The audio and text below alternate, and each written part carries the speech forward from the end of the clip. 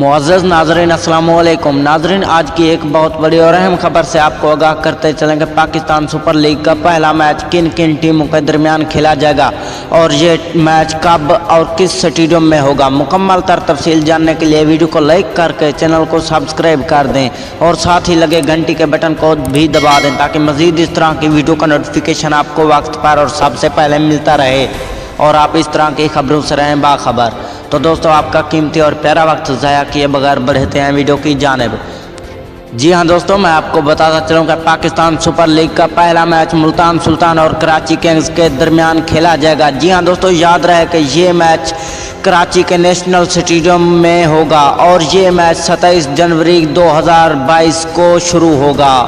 Multan Sultan cricket team के कप्तान मोहम्मद रिजवान और कराची किंग्स क्रिकेट टीम के कप्तान बाबर आजम होंगे।